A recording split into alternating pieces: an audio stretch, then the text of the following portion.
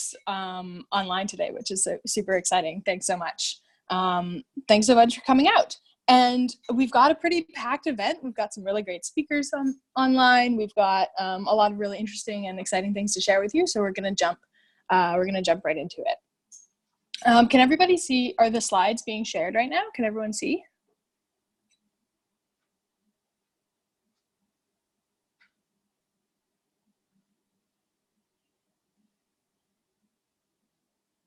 Oh, okay. There, the slides are up now. Okay, great. Great, I'm glad that you can hear me. Okay, and with that, Emily, if you mind moving on to the second slide, then we can jump into it.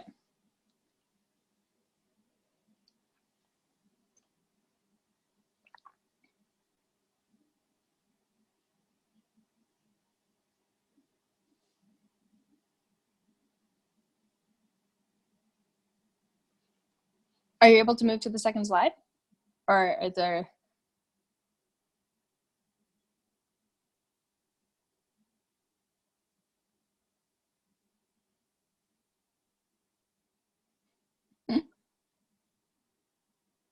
I love how everybody in the chat is interacting and answering my questions. This is awesome. Actually, with that, if you haven't yet, if you've come on and you haven't introduced yourself in the chat yet, type your name and where you're from so that we get a good idea of where everybody's coming from. Hi, Deborah from London. Thanks for coming. Hi, Elisa from Mexico City. Nancy from Bruges. Calvin from Kenya. Oh my God, it's going too fast. Oh no, Beatrice from Brazil. Samantha from Mexico. Oh, I've got Winnipeg. UK, India, Malaysia, Nepal, Ukraine. Very cool. Wow. Bonn. Cameroon, New York. Armenia, Belgium, Germany. Sorry if I missed you, by the way.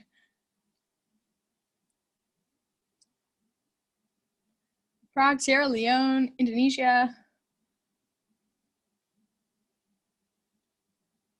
Oh yeah, that's a good point. Thanks, Romain.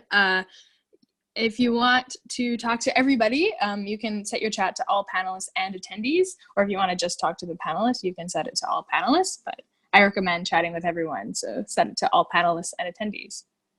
All right, awesome. Okay, the slides are back. Great. So this is just the agenda. So this is the outline of the exciting event that we have lined up for you all.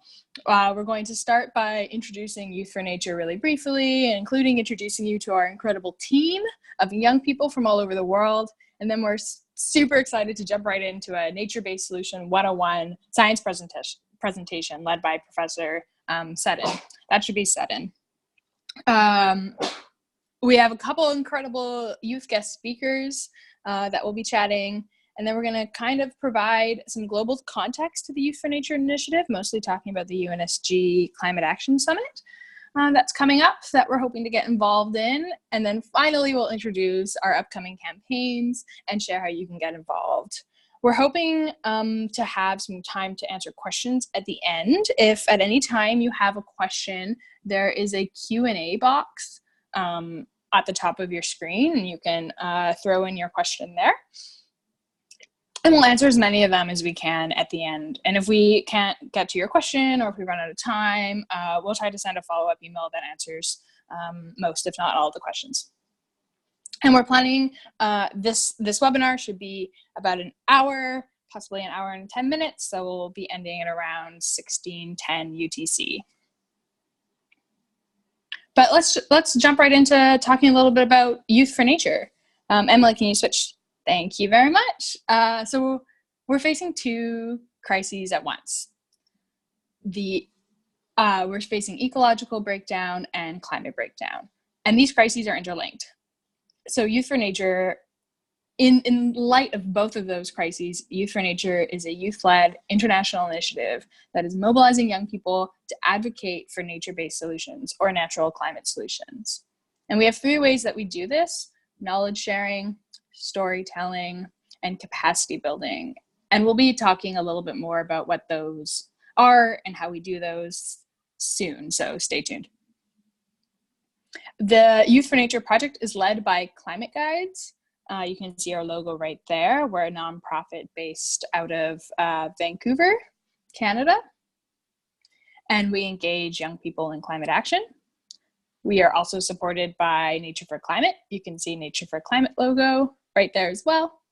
Nature for Climate is an international coalition of organizations, international organizations and nonprofits that is advocating for natural climate solutions to be included in the climate plan of countries. Our mission is threefold, and it's written out there for you to see. Our first point of our mission is to advocate for natural climate solutions to make up 30% of climate solutions that we need by 2030. This figure follows some leading science on the potential of nature to help us limit global warming and climate change to 1.5 degrees. Our second part of our mission is to elevate the voices of young people by providing a platform to share their stories and make sure that they are heard. And thirdly, we are building the capacity of young people as stewards of a Nature for Climate movement. So in the search of the solutions for climate change, we cannot forget young people, we cannot forget frontline and marginalized communities, and we cannot forget nature. So Youth4Nature is empowering young people around the world to hold our political leaders to account on both the climate and the ecological crises. But let's jump into who we are. Who's our team?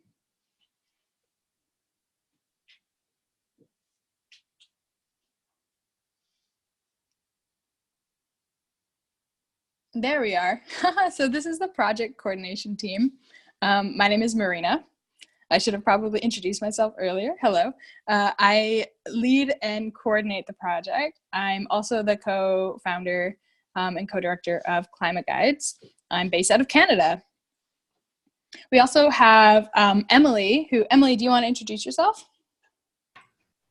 Hello, my name is Emily. I'm based in UK. I am the campaign assistant for Youth4Nature.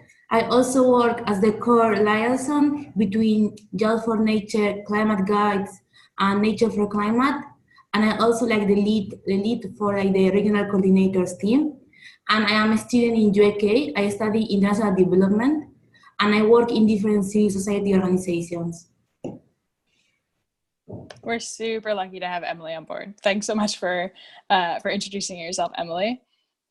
Emma is our coordination associate. She's based out of the States, couldn't make it today, but we're also lucky to have her. She's helping to coordinate the project as well. And Caroline is our second coordination associate. She's also based out of Canada and is also the co-director of Climate Guides with me. So she's also helping to coordinate and lead some of the project work.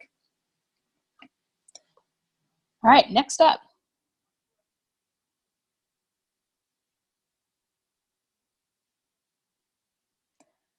We are also supported by 5 incredible youth leaders based from around the world in different regions. These regional coordinators support the Youth4Nature initiatives within their specific regions, but I'll let them introduce themselves though. Starting with Paul. Paul, are you able to introduce yourself? Yes, hello. Hello, everyone, good people. My name is Paul Mutuku. I'm based in Kenya, and I'm the regional coordinator for the African region. Thank you to everyone here. Thanks so much, Paul. Sébastien? Hello, I'm Sébastien from Belgium, and I'm the coordinator for this initiative for the region Western Europe and others. Might seem a weird name, but the name derives from a regional group formation under United Nations, which comprises Western Europe, Oceania, and North America. So I hope we will deliver quite good results in this region and also with the other ones. Thank you. Thanks so much, Sébastien. Yeah, it's a little bit of a weird name, you're right. All right, Vania, you're next. Hi, I'm Vania vrolmoslau. I'm based in Mexico City, and I will be the regional coordinator for Latin America and the Caribbean. Thanks so much, Vania. Zuhaib, you're up. Hi, I'm Zuhaib Shah. I'm a forestry student from India, and I'm the regional coordinator for Asia Pacific region. Glad to meet you all. Thank you. Thanks so much, Zuhaib. And unfortunately, Ira couldn't make it today, but she's our Eastern European regional coordinator, and she's based out of the Ukraine. All right, this is, as you can see, an incredible team. We're super lucky to have all of them. But we've been going on about nature-based solutions or natural climate solutions for a while now, but what actually are they? Well, we're so lucky to have Professor Seddon with us to tell us just that. Professor Seddon is an ecologist and evolutionary biologist with over 20 years of experience working in the field and managing international teams. She's the professor of biodiversity at Oxford University, and she's the director of the Nature-Based Solutions Initiative.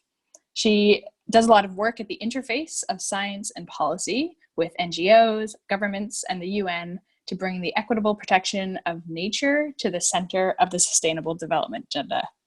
Wow, very cool. So excited to have Natalie on board, and with no further ado, take it away, Natalie. Hi, it's wonderful to be here. I'm just going to share my desktop so that you can see the presentation.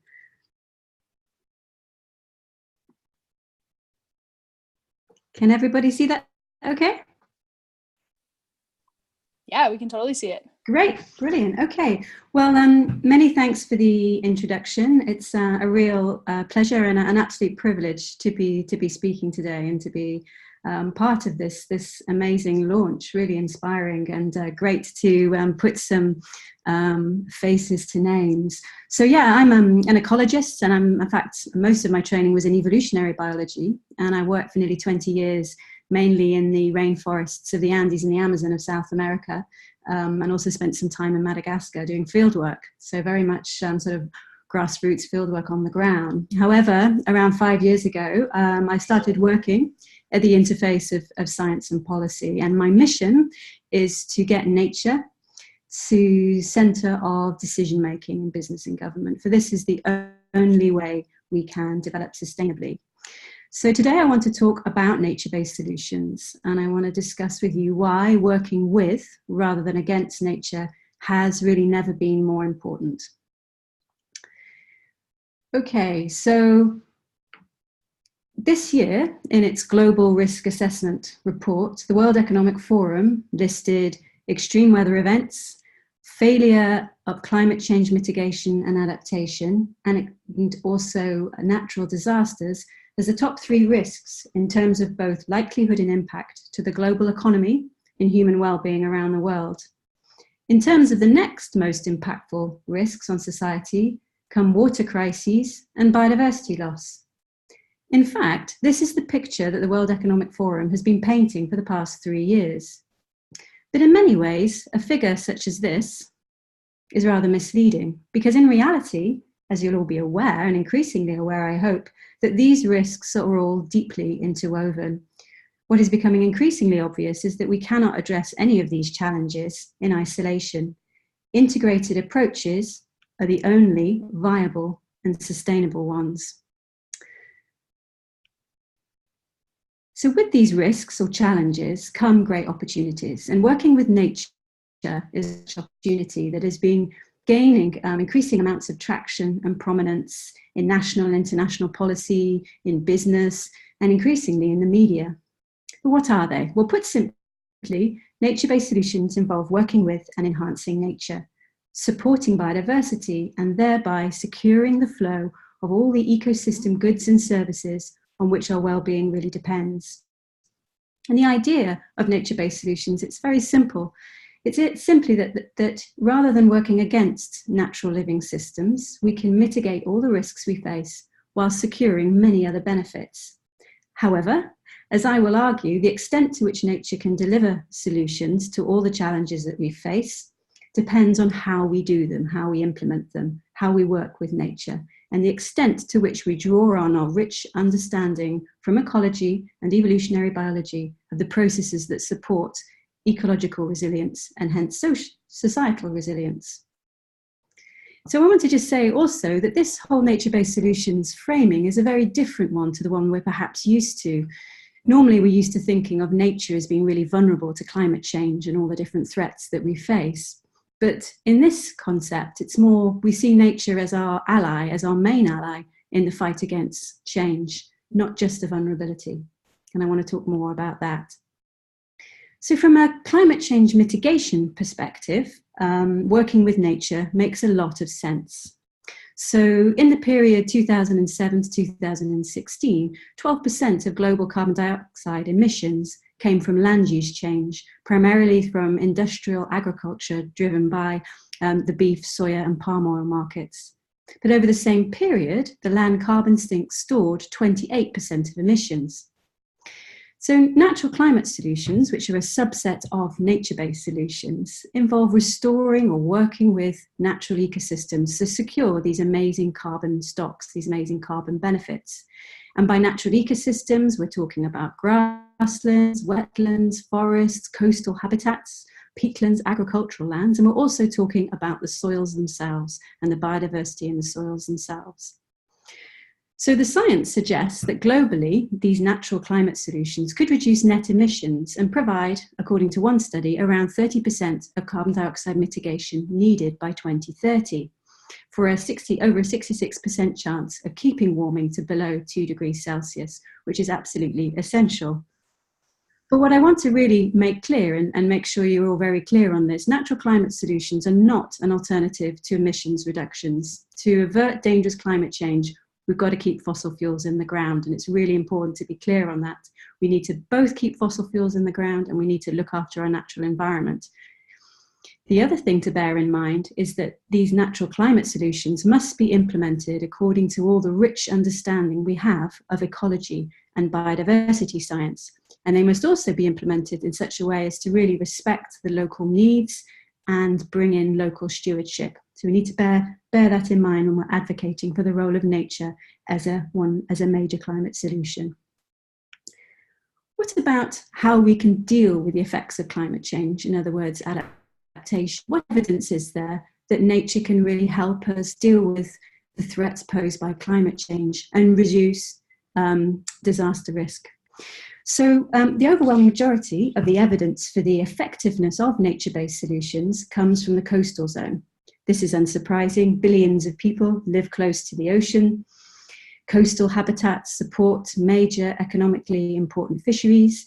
And of course, coastal communities are really at the front line of climate change impacts. Now, there is growingly strong scientific support that nature-based solutions are effective in protecting communities from a variety of coastal hazards and the effects of sea level rise. For example, global analyses have shown that coastal habitats significantly reduce wave heights. Coral reefs and salt marshes can reduce wave heights by up to 70%, mangroves by around 30%. And crucially, these types of nature-based solutions for adaptation are between 2 and 5 times more cost-effective compared to engineered interventions.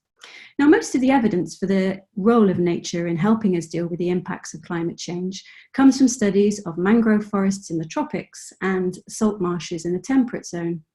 But increasingly, there is more evidence coming from studies of oyster reefs. For example, in the Gulf of Mexico, the construction of living shorelines by helping with the natural recruitment of oyster reefs can reduce vegetation retreat by around 40% compared to unprotected sites. This stabilizes the shoreline naturally against the effects of waves and erosion, and critically, it also increases the abundance and diversity of economically important species. What's also important to bear in mind that these coastal habitats are extremely efficient in storing carbon. So there are many, many win-wins when it comes to working with natural ecosystems in the coastal zone. It also increasingly makes economic sense to invest in natural solutions in the coastal zone. We know that annual damages from flooding would double and costs from storms would triple if we destroyed all our coral reefs globally. We know also that salt marshes in the USA protect property to the sum of around $23.2 billion US each year during the hurricane season. And we know from a large number of studies that mangrove deforestation results in very high loss of a wide range of ecosystem services that generally generate would have generated twice as much as the revenue as the things that they were replaced with, namely shrimp farms in much of the world. Working with nature can also protect us from erosion and landslides. There is evidence that they also can help regulate water supply if they're properly implemented. For example, in China, there is much evidence that a mixture of afforestation, reforestation, and conservation of natural forests over a 25-year period in the Poyang Lake Basin halved heavy soil erosion, increased net carbon sequestration 5-fold, and increased net income for local farmers 6-fold. But what has also been found there, that areas that were left to regenerate naturally, for example, in the lowest plateau, not only did they halve soil erosion or greatly reduce soil erosion, but they did so without compromising water supply, whereas afforestation with single species tree plantations tend to compromise soil water content and also not be quite as good for biodiversity. More about that, the importance of biodiversity, in a minute. Of course, in the urban context, there is also a wealth of evidence that working with bringing biodiverse ecosystems and restoring them in urban and peri-urban areas is incredibly important for moderating the effects of heat waves. They can reduce daytime temperatures by a degree. There was a study that was conducted over a meta-analysis of 47 studies of cities all over the world. There is also lots of evidence that green spaces, parks and so forth can really manage stormwater and reduce risk of flooding in urban areas. For example, in Italy, wetlands and green spaces reduce flood risks with a 10% reduction in downstream flooding compared to engineered alternatives. And of course, these nature-based approaches bring a load of other societal benefits, water purification, recreation benefits, biodiversity benefits, and so on. And one area of work that I really wanted to highlight is that the positive effects of contact with nature, both in the urban setting and the rural setting, have there's a lot of evidence showing that these have incredibly important impacts on mental health, especially for children and young people. Strong evidence from all over the world that exposure and frequent contact with nature significantly reduces anxiety and depression. So lots of reasons for working with nature beyond mitigation and adaptation to climate change. But of course, we have to bear in mind that nature's capacity to provide these benefits and to reduce the risk from climate change may be compromised by the impacts of climate change on the ecosystems themselves. For example, drought and fires, drought and fires, which are becoming much more frequent and intense under climate change, are causing forest dieback in regions across the world. And we know that bleaching is damaging coral reefs at a global scale. However, certain species and certain communities are much more vulnerable than others, and there's a rich area of ecological research on which we need to draw and take into account when we're sort of designing and implementing nature-based solutions. Oops. So, but what properties of the natural ecosystem really gives it a capacity to resist and recover from major perturbations around climate change? Well, there are two features that are very important. Connectivity between different types of habitats across a landscape is really important, as that allows for migration of species and range shifts to track moving niches as an adaptive response to climate change. Also, the diversity of the ecosystem is very important. That is, the numbers of species or the genetic diversity or the numbers of different types of ecological niches encompassed by species in a community. As those increase, so you have that safeguards the evolutionary potential of the system to deliver benefits to people well into the future. And diversity also increases resilience to climate extremes and pathogens and so forth. In other words, there's good evidence that rich, biodiverse, connected ecosystems can deal with climate extremes, pathogens, and can facilitate migration. For example, mixed forests are more, in tree growth in Panama and grassland productivity in Europe, in high diversity plantations were much less affected by climate extremes such as droughts than low diversity plots. So there's lots of science there saying that if we're going to plant trees, we need to make sure that those plantations are very diverse, as they will be more resilient into the future. And similarly, mixed forests are much more resistant to single species plantations, to mammal and insect herbivores, to soil-borne fungal diseases. and they are also more resilient to the effects of fire and windstorms. Now, the reason for all this, and the reason for this high levels of resilience, is that biodiversity buffers. Different species have different responses to change. And so the more species you have in a system, the more likely it is the species you have are able to sustain productivity and perform all those ecological functions that they need to do, and that will support all the human needs on the environments as well. Okay, so as evidence of this support for the effectiveness of nature-based solutions has grown, so the concept has gained much traction in international policy discourse. So we now have the Bonn Challenge, the New York Declaration of Forests, the Trillion Trees Partnership. We have the CEO of Shell committing to plant trees on a vast scale. And of course, we have the Paris Agreement. I want to talk briefly about the Paris Agreement. That's arguably one of the most important agreements that we have, important framings that we have. So what does it say about nature? Well, the Paris Agreement calls on all parties to acknowledge the importance of ensuring the integrity of all ecosystems, including oceans, and the protection of biodiversity recognized by some cultures as Mother Nature. And it includes in its articles references to natural ecosystems, especially forests in several places. And how have nations responded to this? Well, we've found that 66% of Paris Agreement signatories include nature-based solutions in the pledges, what are called the nationally determined contributions. 103 nations include it as an adaptation tool. 76 include nature-based solutions as both an adaptation and mitigation tool, and 27 include it as a mitigation tool only.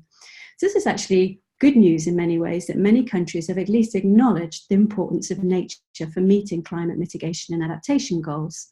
But the problem is there's a great deal of disparity across the globe in the level of commitment to natural approaches to dealing with climate change. For example, 100% of low-income nations have included nature-based solutions in their adaptation plans, compared to only 27% of high-income nations. And you can see by looking at the map here that there's a great concentration in terms of commitment to nature-based solutions in the tropical regions of the world. There are some other issues too, in that many ecosystems are poorly represented in these climate pledges. Peatlands, mangroves and salt marshes, despite their many benefits to people for both adaptation and mitigation, are very poorly represented. There is an emphasis on afforestation, so tree planting, rather than stewardship of natural intact ecosystems.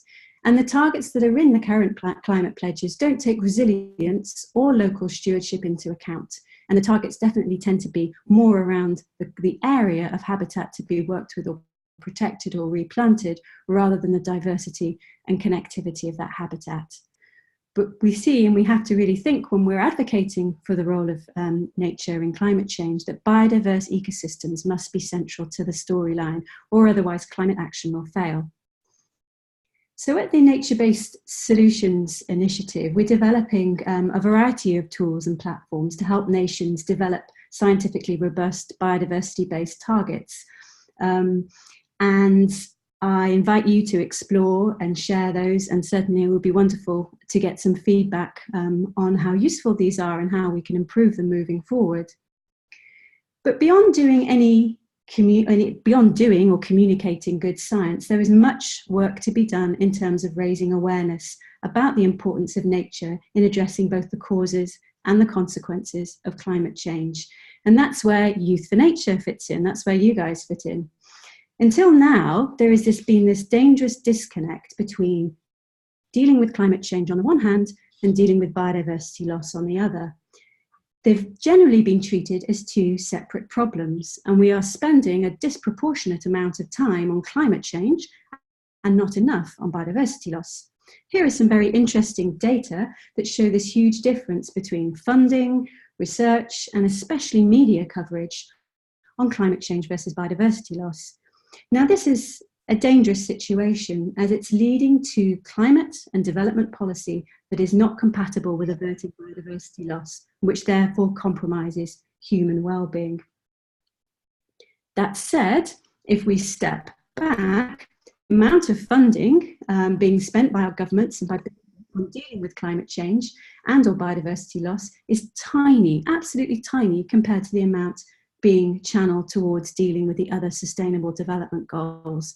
To the extent, I would argue very strongly, that spending on sustainable development goals is actually inversely related to their importance. The well-being of human societies is very much deeply rooted in the well-being of planetary systems, of climate and biosphere. This disregard for biodiversity loss and climate change and the erosion of natural ecosystems just doesn't make any sense, as I'm sure you're all aware. The value of nature to human societies has long been known. We know that natural ecosystems provide us with a phenomenal range of goods and services, from oxygen, food and water and shelter to major physical and mental health benefits. Natural ecosystems also, as I've said, store greenhouse gases, and they protect us from storms, from erosion and flooding. But beyond all this, nature has profound cultural and spiritual value. Yet development continues to proceed as if nature has no value at all. And here I argue that this is a particularly foolish situation. This is a particularly singular folly in the context of a rapidly warming world. So ultimately, what we all need to do is work together at all levels of society and in all sectors to change the zeitgeist about our relationship with nature. We need to recognize that we are part of it, that our health and our happiness are deeply tied to the health of the planet. What's bad for the planet is bad for us, and vice versa. We need to change our behavior. We need to put pressure on our governments and our businesses, and we need to spread the word. Now is the time. Thank you very much. Thanks so much, Professor Seddon, for your engaging and super informative talk. Thanks for including the global context too that we're working in. It's incredible just how many benefits we can realize by simply restoring and protecting nature and by conserving biodiversity for climate change, but also for our health and for our economies, for cultural diversity. Yeah, that graphic is excellent. And more. If anybody has any questions following up, be sure to check out the Nature-Based Solution Initiative's website. I'll throw it into the chat in a second here. And you can also connect with Natalie and the Nature-Based Solutions Initiative on Twitter. Their Twitter handles are there. And I didn't mention it before, but this entire webinar is recorded, and we will be putting it on our Facebook page, so you can go back and re-listen and re-watch as well. But yeah, thanks so much. It was so lovely to have you. All right, now we have the opportunity to hear from a few young people who are leading on nature and climate. And I'll let Paul introduce our very first youth speaker. Thank you so much, Marina and Professor, for that amazing presentation. So really, yeah, we're excited to introduce our first batch of young and environmental enthusiasts. We start off with Elujulo Penny. Elujulo is an educator and sustainable environment actor with over 4 years in the community development sector, and specializes in promoting a clean and sustainable environment, advocating for nature-based solutions in the movement against climate change, promoting clean water and sanitation, but also connecting youth with nature. Of the many organizations that Elujulo is part of, he is the executive director of Youth4Environment Nigeria, which is a non-governmental organization headquartered in Cape Town. And so we're really happy to have you, sir, here, and welcome, and take the stage. Thank you very much for the wonderful presentation, Prof. Hi, everyone. Can everyone hear me? Okay. So as it has been said, my name is Elujulo Penny from Nigeria, and I'm the executive director of Youth4Environment here in Nigeria. Basically, we promote nature-based. Okay, thank you. We promote a nature-based solution to the problem of climate change and biodiversity loss in Nigeria, and also we mentor young leaders who we believe to be the future of who believe to own the future, the sustainable future we clamor for in the coming 50, 60 years. So basically, the nature-based solution that we are promoting in Nigeria is agroforestry, which we believe in Nigeria, the rate of deforestation is highly alarming. And then agriculture still remains one of our backbones. And unfortunately, agriculture is mostly practiced in an unsustainable manner in Nigeria. And this has really been a major problem because rural farmers feed Nigerians. And the message of climate change and the problem that faces agriculture, the message is not yet taken to rural farmers. So which is where Youth4 Environment Nigeria, which is where we come in. We promote agroforestry. And basically, we encourage farmers to, rather than cutting down all the trees they have on their farm while preparing for the farming season, they should just include the trees and still plant the annual crop around it. The major challenge we had initially when we started out was basically getting farmers to participate in the tree planting, because to them, they feel there is nothing they are gaining from it. So my team and I, we have to go back to the table and see how we can better project our ideas so that farmers can adopt the method in the interest of fighting climate change. So we talked about the Tree for Food and Climate Resilience project, which is basically we admonish them to plant fruit trees rather than just trees, knowing that these fruit trees would be able to serve multiple purposes and afford multiple wins, both ensuring that climate change is being combated in the long run, natural resources being preserved, and then the habitats of the organisms that would have been otherwise be forced into migration or die off is also preserved. So the Food for Climate Resilience project, we identified it as one that would have brought multiple wins because the fruit from the trees are sold, which means they have more income. And then it also creates more jobs for youth in the community. Planting trees and then selling off the fruits generates incomes to them, and that's a green job. And also the erosion that would have washed off the surface soil, we believe the fruit trees will also help to solve the problem. So agriculture that was once viewed as a major problem in Nigeria contributes a major contributor to deforestation and also promoting climate change, is now what we see to be a leading solution that we can trust to the combat against climate change. And so basically, the Tree for Food approach, and then we've seen a lot of response from rural farmers, which is really encouraging, and which is why we felt, okay, agriculture is not only about planting of crops and other annual crops and all like that.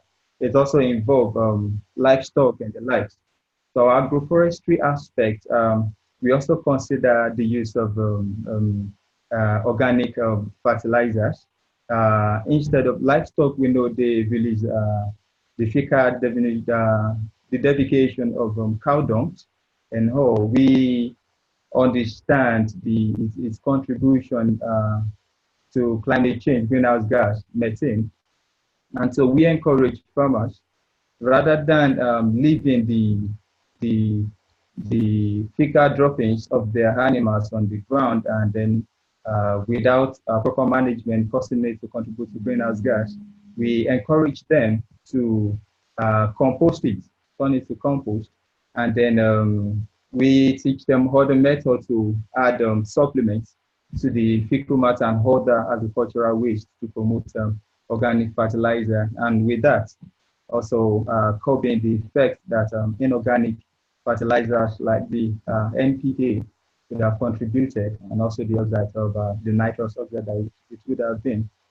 And we also understand that children are instrumental to the move to curbing climate change, because we believe we have the population, children and youth, we have the population, we have the energy, and then we have vast in technology, We are good with social media, and we have siblings and uncles and sisters.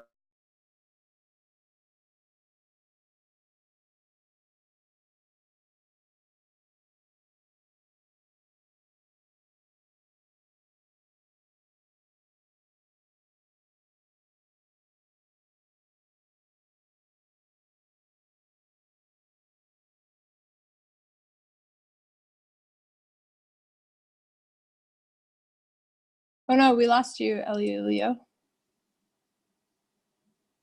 I don't know if you can still hear me.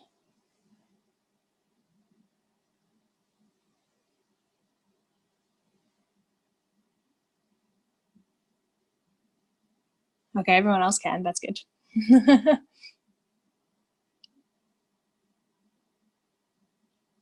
Oof. Oh.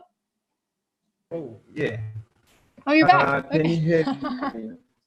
Yeah, we can hear you. I'm back. Sorry. Oh, thank you. To promote children and youth involvement in the climate movement, so we run a project that runs concurrently with Nigeria, which we call the Green School Program, which is where we go to secondary schools, or the high schools, and then the middle schools.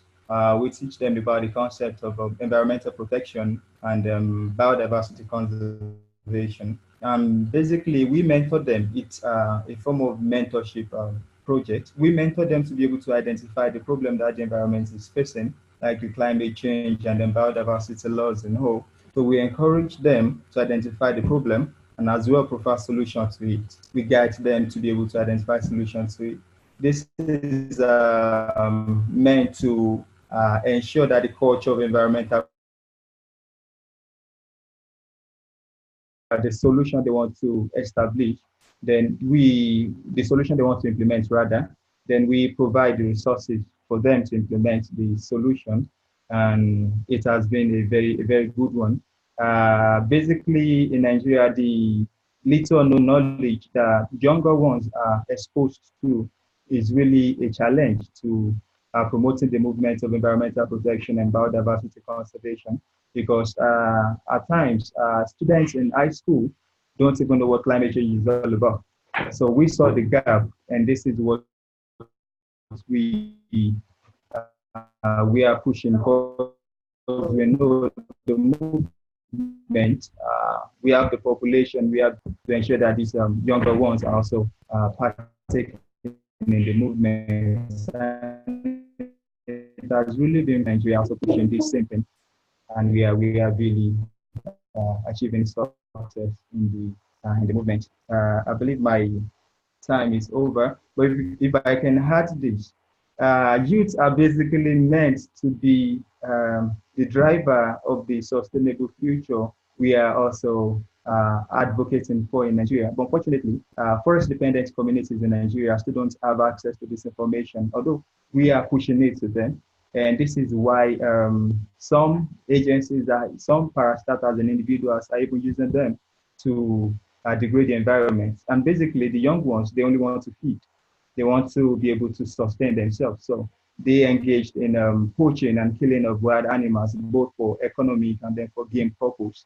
And then basically they want to feed.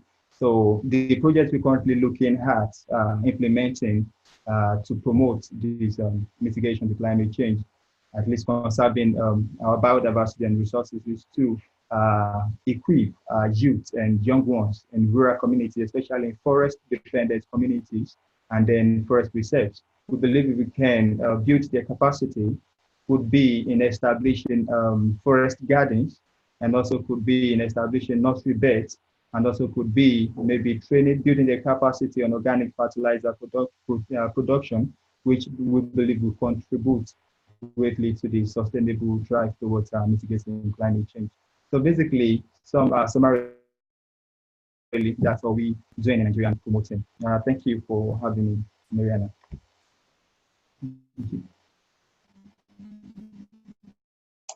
All right. Well, thank you so much, Eluyulo. Now it is my pleasure to introduce the second youth leader we're going to have today. Her name is Salina Abraham. She is from Eritrean origin, grew up in the US. Salina is a passionate advocate for youth involvement in solutions for landscape challenges. She is the youth coordinator at the Global Landscapes Forum and is a co-coordinator to the Youth in Landscapes Initiative. The Youth in Landscapes Initiative is a partnership and capacity building program led by youth organizations and young people across the themes of agriculture, ecology, and forestry. Salina has served as the focal point to the UN Forum on Forest for the major group Children and Youth, and continues to lead delegations and deliver statements across international fora. Welcome, Salina. I would love it if you could speak to us about your experience as a youth leader, why youth leadership is important, and maybe some examples of leaders you've seen being born. Perfect. Thank you so much, Vania. I hope everyone can hear me. Maybe if you can just nod your head, Vania, then I know. Perfect. It is so great to be part of this conversation, partly because it's a topic that I'm extremely passionate about, as I studied forestry myself and have spent a few years working in this space, really trying to get young people to understand the role that they have in ensuring that nature is something that we're preserving and we see thriving, but also now, as we're talking about this climate breakdown and emergency, that this is part of the solution. So yeah, I just kind of want to be frank about my story and experience because it's nothing particularly special. You know, I went through a breakup 4 years ago, which is one of those excellent times for change, where you consider cutting your hair, finding a hobby, and I joined this small local group at my university with less than 10 people. And from that point on, I didn't know it then, but my life really changed and I was open to new opportunities. So less than 3 months after that, I took part in my first youth event in the Philippines. And it was a symposium with 100 young leaders from around the world. It's the first time that I saw the power of young people in community. And I fell in love with everyone's individual story, their passions, cultures, and the fact that it was a community for youth run by young people. And we were actively part of shaping our own destiny together. We could organize a conference together. We could fundraise $500,000. We could choose to walk into policy arenas at the UN and shake things up. And that's when I realized how incredibly powerful and transformative youth leadership is. And I feel that it's the spirit and the energy that the world needs right now. And there's nothing particularly special about one individual. It's really the fact that we're able to come together and build on our passions to make a difference. So 4 years later, here I am, and I've just wrapped up my time as the youth coordinator with the Global Landscapes Forum. And I guess I should introduce myself a bit more. I've also worked primarily with the International Forestry Students Association, IFSA, to connect, educate, and empower students of forest science. And then more recently with the Youth in Landscapes Initiative, which is a global movement of young people studying in landscapes. So going broader than forests, we're talking about coastal ecosystems, agricultural, water management, even urban areas. So looking at how do we use the landscapes approach, which is a holistic, integrated way of looking at the land, of managing multiple competing demands and needs, and start to build that into our thinking as we are the leaders that are going to shape what the world looks like in the future and today. So the main kind of areas in which we work is in conducting leadership trainings, capacity development workshops, mentorship programs, because it's really important for young people and older people to really have an intergenerational dialogue that helps bring people to a middle ground to enhance understanding, but also to just gain a better comfort with this world if it's the first time that you're beginning to step into the nature-based solutions space. Understanding it better really helps when you have someone by your side who can mentor you and help you through the process. So that's what we really try to do, is to address youth-specific needs, but also have an intergenerational dialogue to create the change that we need.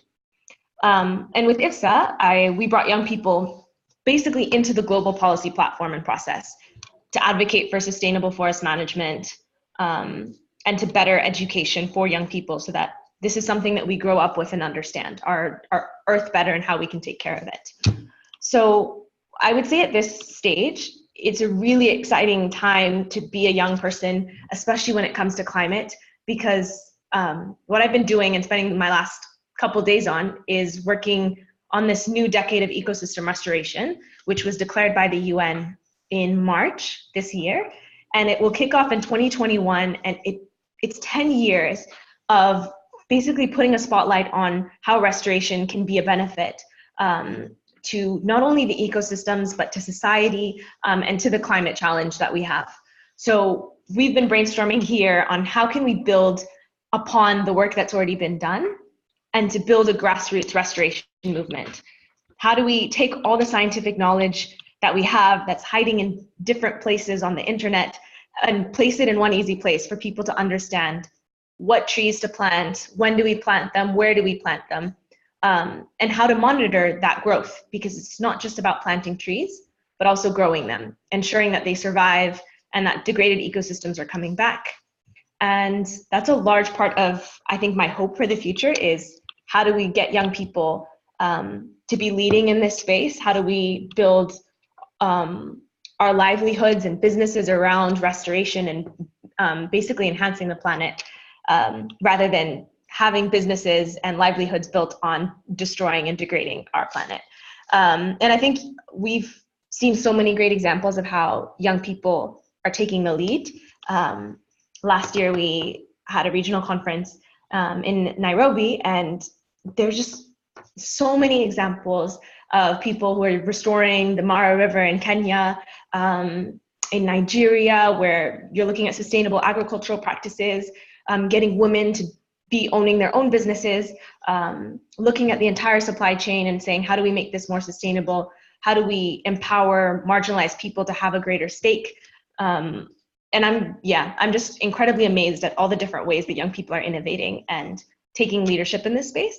And I just want to remind everyone that there's so much to learn, but it just takes the right energy and the right attitude. There's nothing special about all of these youth leaders out there. They've just followed their passion in their heart and they found themselves in this space. So that's basically all I have for now. And if you have any questions, throw them at me and I'll answer through the question and answer space. Thank you. Thanks so much, Selena. Wow, you're such an example for other youth who are also passionate about nature and climate and want to make a change in this space. It was really a privilege to hear a little bit of your story and to get some wise words from you, so thank you. So youth are clearly already leaders. We can see that from both of our youth speakers. But how is nature being talked about in the international discussion? What's the global context for Youth4Nature? Why are we doing this now? Why this specific thing? We're starting to see nature-based solutions hit the mainstream discussion a little bit more. There's some big upcoming international events that will be featuring nature-based solutions a little bit and natural climate solutions. But those words need to be followed by action. And youth have the opportunity to have our voices be heard, or we need that opportunity so that our voices are heard and to ensure that political leaders are held to account. Which brings us to the first international event that Youth4Nature will be focusing our efforts on, the UNSG Climate Action Summit. And it's now my pleasure to introduce you to the UNSG Climate Action Summit. Can you all hear me? Yeah, I think yes. The climax of the Youth4Nature project will be the pitching of Euroclimate stories during the Climate Action Summit convened by the United Nations Secretary General. So this summit will gather governments, private actors, civil society representatives, and international organizations in September. Together, these actors are expected to deliver concrete and realistic plans to increase the ambition of existing national determined contribution by next year. To do so, the work of the summit will be organized according to several action tracks, including energy transition, climate finance, industry transition, local action, adaptation, and finally, nature-based solutions. So the nature-based solutions track calls for harmonious coexistence between humanity and nature, and for smart climate mitigation and adaptation solutions inspired from nature. by now you have an idea what we're speaking about because of the wonderful presentations that we had before. So the nature-based solutions, as Marina was saying, begin to enter the discourse of international climate conferences. But the youth has to show the way and push it even more so that it's considered sufficiently in the effort to limit global warming to 1.5 degrees. So nature-based solutions is the area in which Youth4Nature is the most involved. However, our work is also closely related to other key areas, such as mitigation strategy, social and political drivers for change, and youth engagement and public mobilization.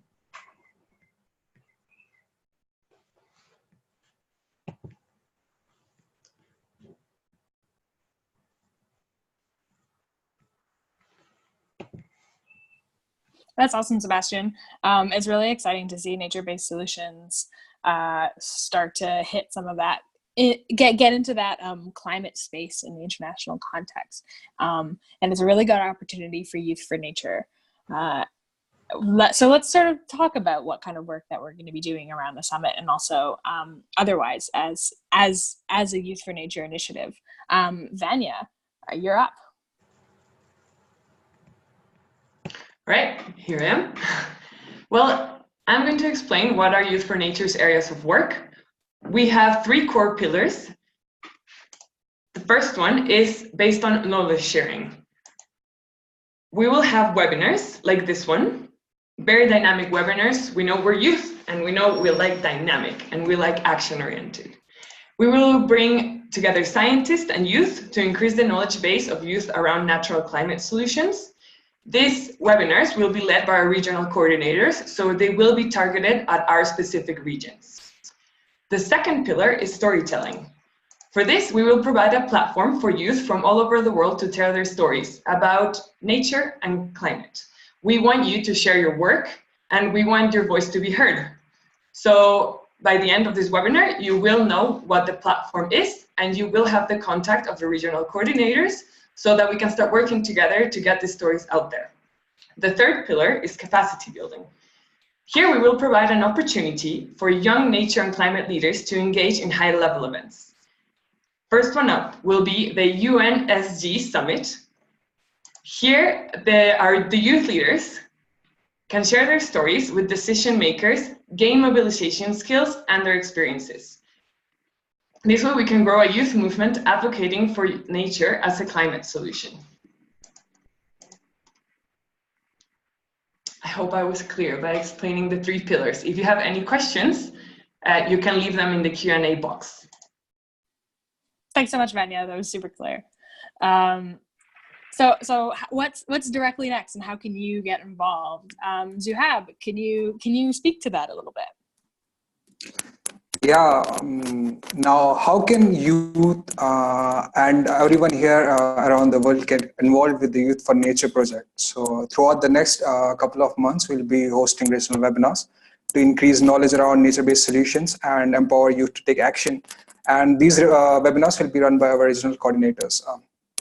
And alongside these, we'll be also calling on young people from around the world to submit their stories about how their relationship with nature has shaped their climate agenda and how they are engaging with nature-based solutions on the ground and within their communities and regions. And about the format of these stories, the stories can be articles, photos, videos, or even podcasts. And all these stories that we receive during this period will be shared online through our multimedia story map platform as well as on our social media channels.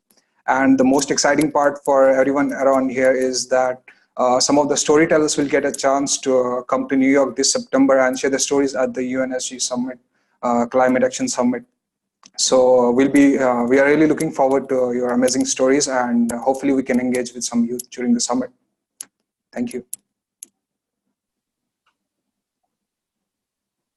Awesome. Thanks so much. Thanks so much, Zuhaib. Yeah, as you said, we've got a lot of really exciting things coming up really soon. And you're going to want to keep up to date with how those things, when those things start to come up, and so that you can get involved. And Paul is going to share a very exciting announcement. Yeah, I'm here again, good people from around the world. And Well, with today's official launch of Youth4Nature, we're really excited to announce that the Youth4Nature website is live. Yeah? And this is how it looks like, just like Marina has shared on the screen. So the website really has more information about us, including our social media platforms. But most importantly, it has our sign-up form. So I really encourage you to visit the website, that is www.youth4nature.org, and complete that form. Now, that way you'll be able to first get to know when our next webinars will be taking place, or they'll be coming up. And then you can track the call for submission of the stories, right? But in the meantime, we really encourage you to start thinking about and preparing your stories now, because this is a chance to be part of it. Huh? Thank you so much. Yeah, that's right. Our website is live. Thanks so much for sharing that, Paul. And with that, we've reached the end of the launch. As Paul said, be sure to check out the newly minted website, sign up for the latest updates, and follow us on all the social medias as well. We have Facebook, we have Twitter, Instagram, and we have an email that you can send us some inquiries about, to. They're all on the screen.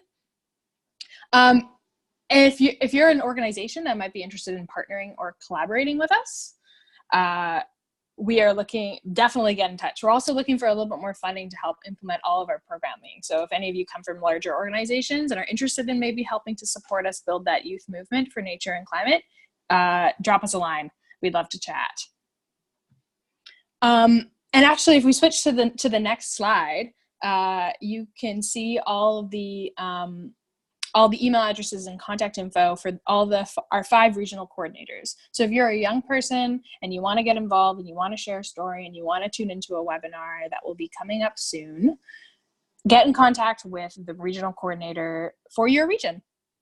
They're color coded there for the way that all the different countries are split up.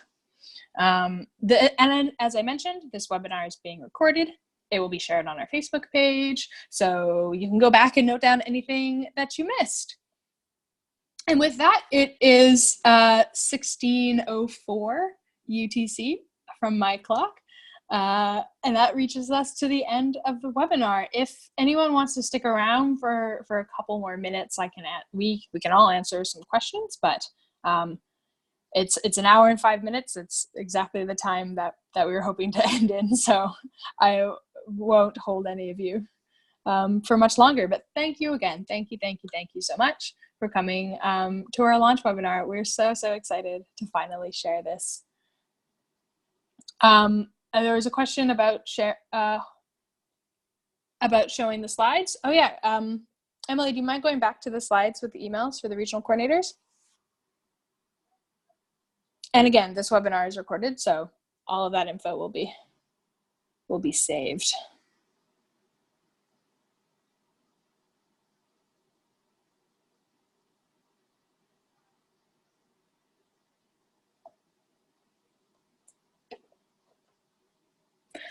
If Amy is still on the storytelling platform, we will be in multiple languages. We have quite a diversity of languages that are understood and spoken by our team members. So we are going to be accepting stories in different languages. And once story submissions are open, there'll be some clear guidelines about how that will work. And another question about the storytelling. It's going to be a multimedia format, so youth can submit stories and videos or photos or articles, etc. But again, sign up on the sign-up form on our website so that we can send you a little bit more of a detailed description in wording about how that works. For the UNSG Summit, we're hoping, we're working with some folks in the UN system right now. We're hoping to get some passes into the summit so that we can share our stories there. But we also have some space outside of the summit that civil society, so like NGOs and business leaders and youth will be gathering, and we'll be working in those spaces as well.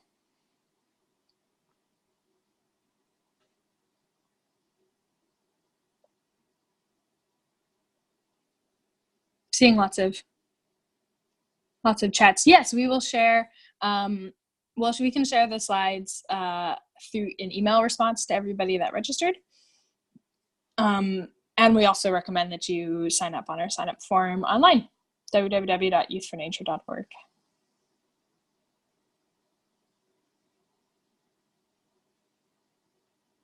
Wonderful. Thanks everybody for coming. With that, we'll sign off and say goodbye. It's so good to have you all.